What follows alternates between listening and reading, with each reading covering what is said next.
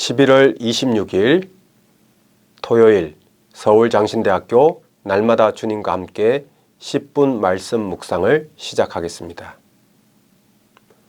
사도신경으로 신앙 고백하겠습니다. 나는 전능하신 아버지 하나님, 천지의 창조주를 믿습니다.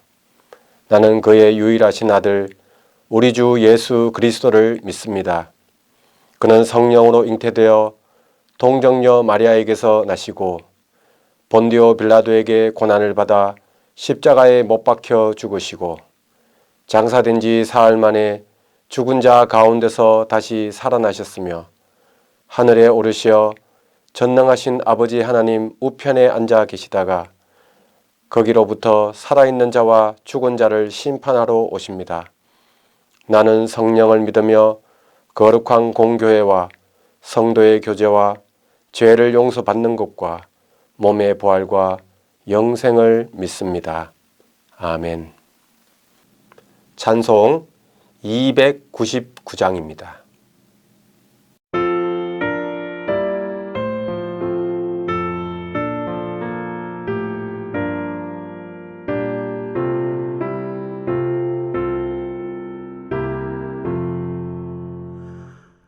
하나님 사랑은 온전한 참 사랑 내 맘에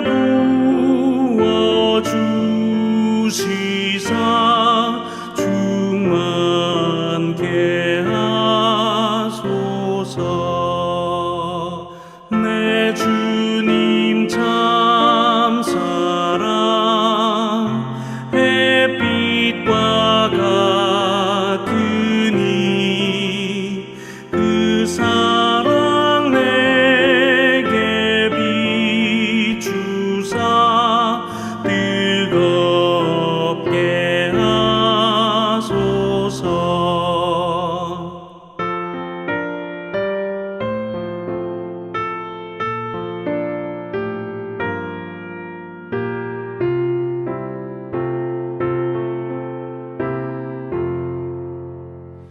그 사랑 앞에는 풍파도 그치며 어두운 밤도 환하니 그 힘이 크도다.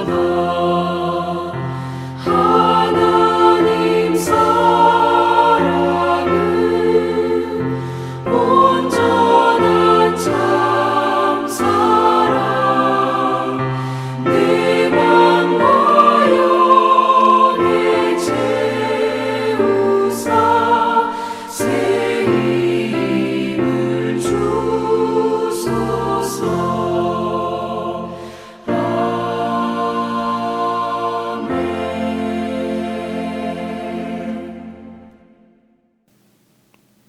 오늘 우리에게 주신 말씀은 시편 122편 1절로 9절 말씀입니다. 사람이 내게 말하기를 여호와의 집에 올라가자 할 때에 내가 기뻐하였도다. 예루살렘아 우리 발이 내 성문 안에 섰도다. 예루살렘아 너는 잘 짜여진 성읍과 같이 건설되었도다. 지파들 곧 여호와의 지파들이 여호와의 이름에 감사하려고 이스라엘의 전례대로 거리로 올라가는도다. 거기에 심판의 보좌를 두셨으니 곧 다윗의 집의 보좌로다.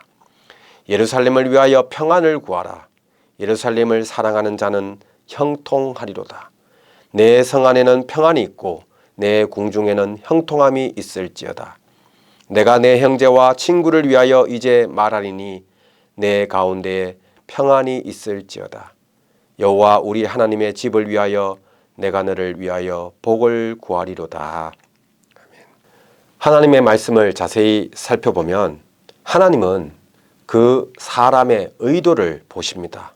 같은 행동을 하더라도 그 행동이 어떤 의도를 가지고 하였는지를 하나님은 살펴보십니다.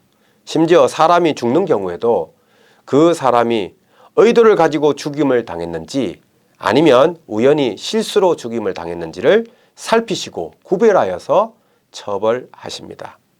그래서 하나님의 나라를 살아가는 사람은 어떤 말과 행동을 할 때에도 선한 의도, 하나님의 의도를 가지고 하도록 노력해야 합니다. 하나님의 마음을 가지고 말하고 행동하는 것은 참으로 소중한 일이라 말할 수 있습니다. 그런데 때로는 우리가 다른 사람의 의도가 뻔히 보이는 일을 경험할 때가 있습니다.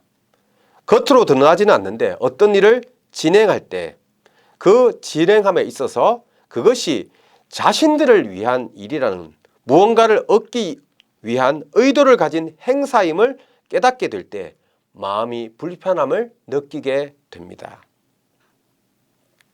그 행사에 그래서 전혀 마음을 주고 싶지 않는 그런 마음을 가지게 됩니다. 심지어 그것이 교회에서 이루어지는 일이라고 할지라도, 아니 교회에서 이루어지는 일이라면 더더욱 마음을 주지 않습니다. 더욱 차갑게 대합니다. 이런 생각을 가진 사람들은 영적으로 점점 차갑게 됩니다. 다른 사람들의 따뜻한 마음, 순수한 마음마저도 오해하게 됩니다. 오늘 말씀은 이른바 시온 시편의 말씀입니다.